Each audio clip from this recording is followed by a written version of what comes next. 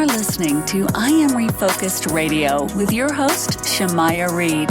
This show is designed to inspire you to live your purpose and regain your focus. And now, here's your host, Shamaya Reed. Hey, welcome to I Am Refocused Radio. We are here once again. Today, we have an amazing show lineup for y'all today. We have a special guest today. Our guest today is Amanda Blackwood, and we're going to talk about the topic of spot the signs of danger, how to recognize hidden dangers in everyday life and what to do about them. Amanda does a lot of great things. She also has a podcast herself, The Survivor, by Amanda Blackwood, and we're going to learn a little bit more about her today. So first and foremost, Amanda, how are you doing? I am doing fantastic. And how are you doing today? All is well. All is well. Appreciate your time being on with us today. So you have a story about trauma to triumph and overcoming human trafficking. Can you kind of set the tone for us? Tell the audience a little bit about yourself and lead to today's discussion. So with most victims of human trafficking, we are no strangers to early childhood abuse and trauma. But it's also important to understand that trafficking happens to people who are not children also.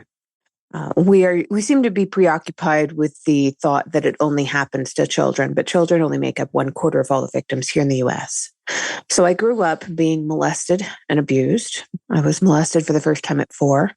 Again, at 12, 13, 15, 16, I was raped at 17 by somebody I thought was my best friend. When you grow up in kind of that environment, my father was also physically abusive. My mother was mentally and emotionally abusive. I started to have incredibly low self-esteem and real struggles with trying to understand who I was. So I started looking for love and acceptance wherever I could get it because it seemed like I wasn't finding it anywhere that I was looking. Any of the normal places that somebody would be able to find something like that would be in their own family. So when you can't find that where you're living, you look for it wherever you're not living. And I started running away from home when I was only 15 years old. As a runaway, I kept on putting myself in some pretty dangerous situations, just trying to get out of the one dangerous situation I was in every single day. I kept on thinking there was something better out there. At 18 was the first time I was trafficked. It was by a man who was more than twice my age, who was at that time my boyfriend I was living with. He was pretty slick.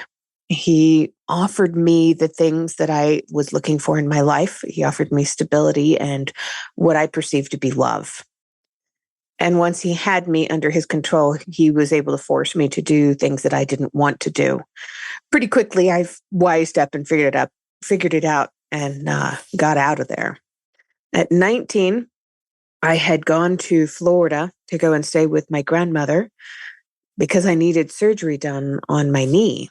And when I got to Florida, I did not have her home address and I didn't know how to get to her place. This was back in 1999, so I didn't have a GPS, even if I did have her address.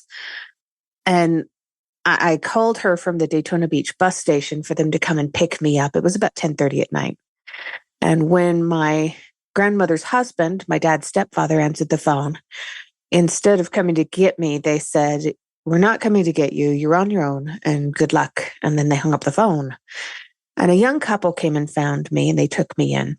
And again, they offered me what it was I was needing most in that moment, which at that point wasn't love. It was a roof over my head and some sense of stability. And they said that they were going to give me a place to stay until I could get on my feet. But what they really meant was that they were going to give me a place to stay until they could find the highest bidder. Because they sold me to a young man by the name of Esteban, who then locked me up in a small room for about 23 and a half hours with no food, no water, and no bathroom facilities. When I managed to get out of this small room, I actually wrote a book about that one. I was terrified and I was on the run for my life and just trying to find anything and anywhere that I could go. I wanted to get as far away from Florida as possible, so I moved out to California. And during the next several years while I was living in California, I met a man who lived in Scotland, and we got to know each other very well. While I was having dinner, he was having breakfast, so we would have video chats together and have, these fun conversations. And just kind of got to know each other. And over a period of 7 years, he watched me go from being an actress on Alias and Will and Grace and modeling for Harley Davidson to getting a job eventually that turned out to be an actual career as the director of public safety and security for 6 properties in LA County. And he watched me grow from this very abused, sheltered person to somebody who had a sense of stability and strength. I was still lonely and I still wanted eventually to have a relationship in my life, but I was okay with things as they were. But 7 years after meeting this man, he finally asked me to get a fiancé visa and move to Scotland to be with him and marry him and spend the rest of my life with him. And after 7 years, we were both convinced that we were in love with each other. So I dropped everything and got rid of my car, my apartment.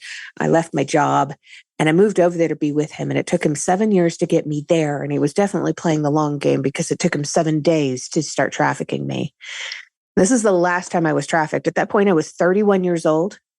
I was stuck in a foreign country. He had my passport, my driver's license, my debit card, everything. I tried multiple times to get out of there by purchasing an emergency flight home. I tried to commit suicide. I tried to drink my way to having blackout drunk moments. And I constantly failed at these things. And eventually, after 5 months of being there, I sat him down and we had a very candid conversation. And I had to make him believe that I had something called Stockholm Syndrome or trauma bonding, and that I would give up literally anything for him. And I was madly in love with him, in spite of the truth, which was I needed to get out of there. And I knew that if I didn't, I was going to die. I convinced him so well that eventually that evening, within 2 hours of the conversation, he had purchased a round-trip flight for me to leave Scotland, go back to the US and spend the next 6 months there so I wouldn't get in trouble with the visa authorities and be able to return in time for Christmas.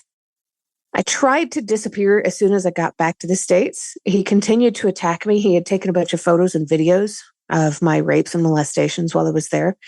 Every time I got a new job, he would email these to my boss. Every time I got a new friend, he would email them to my friends.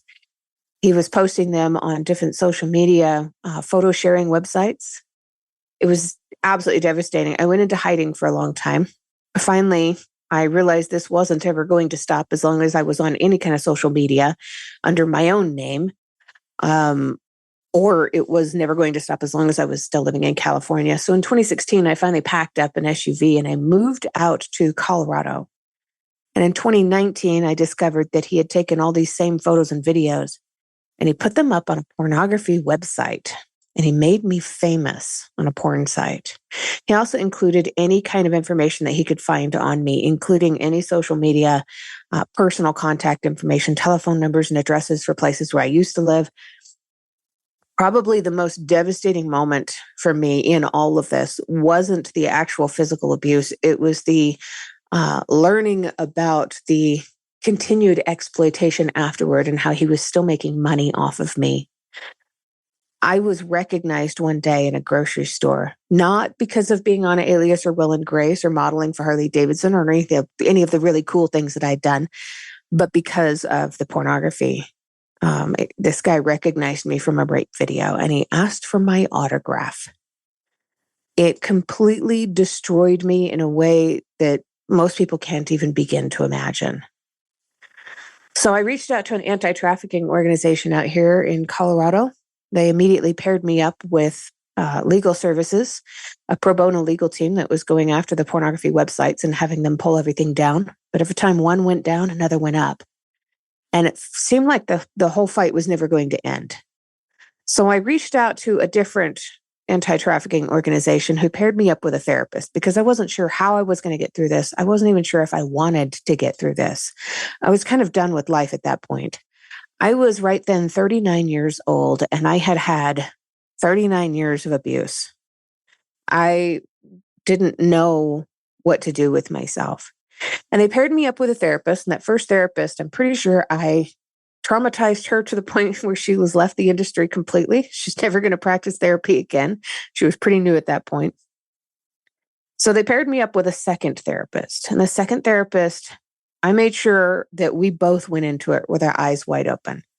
She had already worked with other survivors of trafficking, so having her be somebody who'd already experienced some of this was helpful to me. But I also went in with two very strict rules that I gave to her. I said, number one, do not come with me with prescription medication. I don't want a Band-Aid. I want a shovel. And number two, do not walk on eggshells. Don't pull the punches. Don't treat me like I'm some porcelain doll that's easily going to break. If I was going to break, I'd have done it already. Now let's get busy. Within 1.5 years, we were done with therapy. Shortly after that, I wrote my autobiography of survival. Shortly after that, I began painting, and my art career was completely launched. And immediately after my book was published in June of 2021, which was my 10-year anniversary of freedom from trafficking, was when I met my husband. And my entire life completely changed because I had done all of this hard work and digging deep, trying to solve the mystery of who I was and how to fix the issues that existed in my life. And if I hadn't done all that work, I wouldn't have this incredible life that I have now. Once again, let's on Refocused Radio, talking to our guest, Amanda Blackwood. And like you said moments ago, you got into art and you published over 12 books. You also are talking on multiple stages and different platforms. I know the topic is for today is spot the signs of danger. So for you looking in the past, someone who's listening right now who may feel like someone could be going through this, what are some of the signs that you know now that can help somebody who hears this episode? Well, a lot of people can be spotted as being more vulnerable to being trafficked if they have things like that unstable living situation that I seemed to constantly have when I was younger. Even when I got over that unstable living situation, there were still some signs. So the history of violence in my life. I was a teenage runaway. I experienced other forms of violence like sex abuse, domestic violence. I was constantly facing poverty. I was always in need. These are the needs that traffickers can have a much easier time trying to fill and promising to people so that they can kind of get them under their control. There's other signs also. Some of the signs that I did not experience myself were the signs of being addicted to drugs and alcohol. People who have a chemical dependency are more vulnerable to trafficking because, again, this is another need that's easy for the traffickers to be able to fill, as well as an emotional bonding with them. Even if the traffickers don't actually feel it, they can very easily emulate these emotions. And as far as the traffickers go, there's no evidence that traffickers are more likely to be of any particular race, any nationality, gender, sex orientation, religion, or political affiliation. Most of the time, traffickers are family members or romantic partners. They are not people who are snatching people off of the streets. It's less than 15% of all victims are actually kidnapped for the purposes of trafficking. And the reason for that is because if you have these people who have these needs in their lives, they're addicted to drugs, they're looking for love, they're looking for a roof over their head, they need some sense of stability.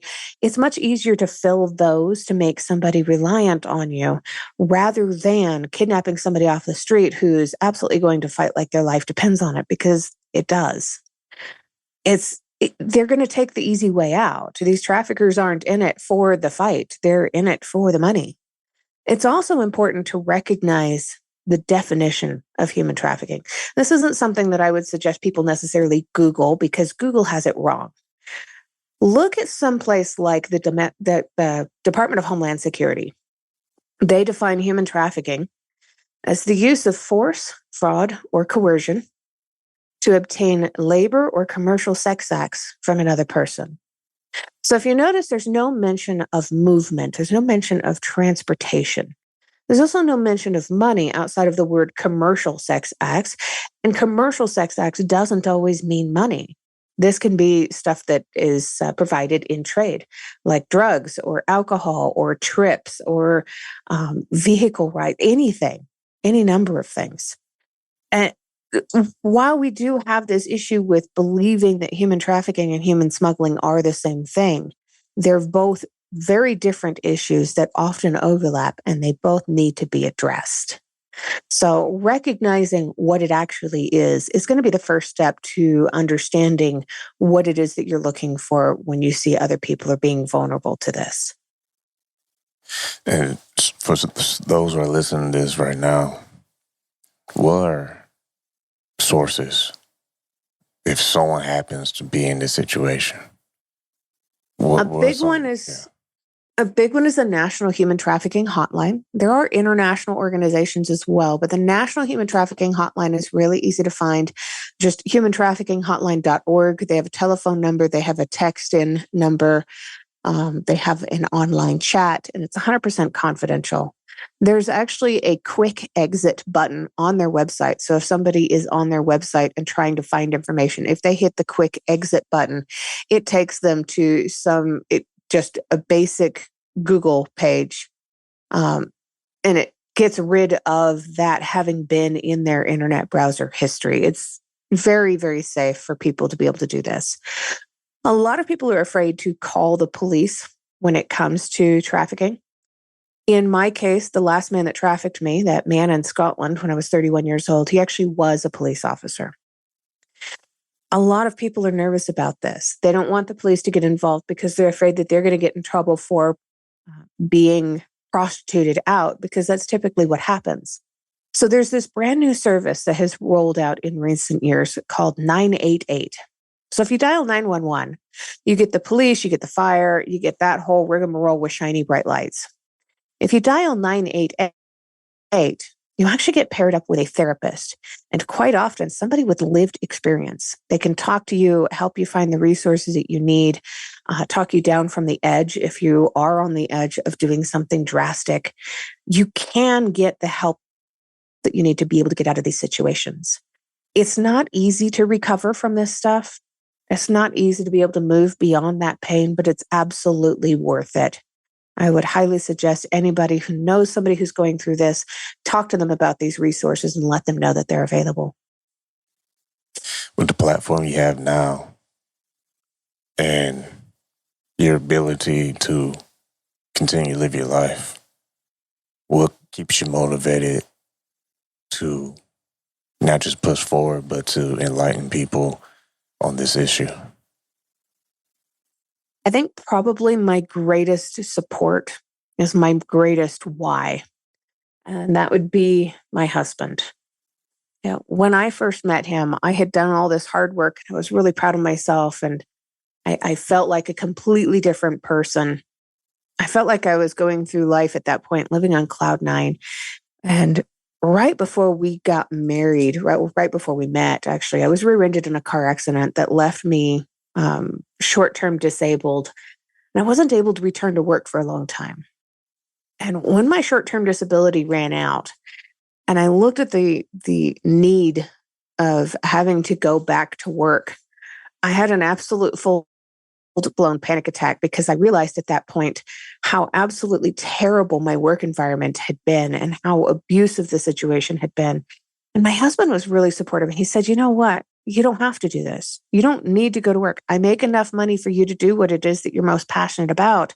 And I can see what you're most passionate about. I've read your books. I watch you when you speak on stages. Go and do that.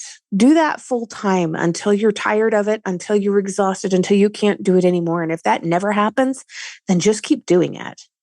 And because of him, I've been able to put together my trauma recovery mentorship, my one-on-one program, my workbook series. I'm speaking on all these stages and wonderful podcasts like yours. It has been a game changer in my life just to have that supportive person in my life. And I know that not everybody gets that in their life from another person. But it's also important to recognize that if you have that ability to provide that kind of stability and that encouragement to yourself, you definitely should do it.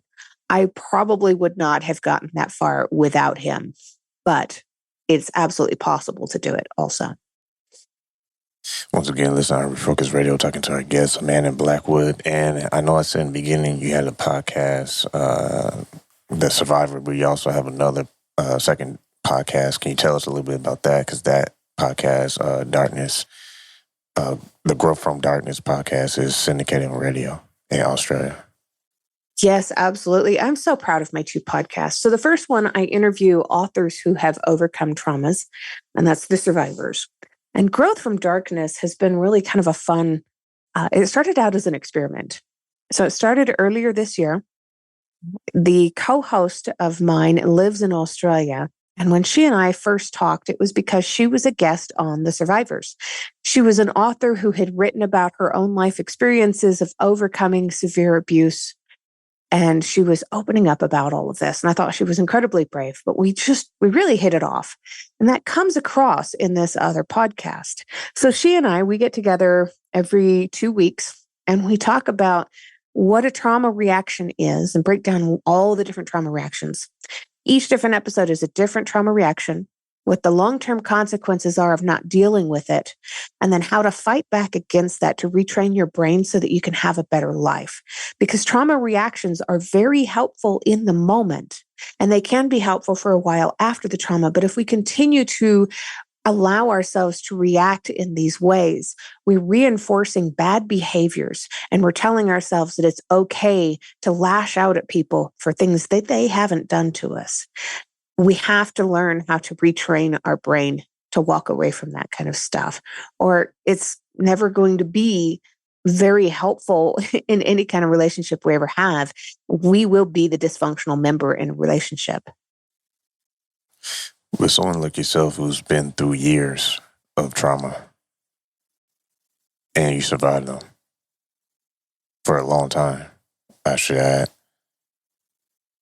what would you say to someone who could be going through what you're going through? What would you say to them and how they should go about not just finding help, but remaining strong? It's important to recognize that if you don't know what resources are available to you, it's the same as not having those resources. So first of all, take a moment, take a step back, and look for what resources might be available to you, no matter what it is that you're going through.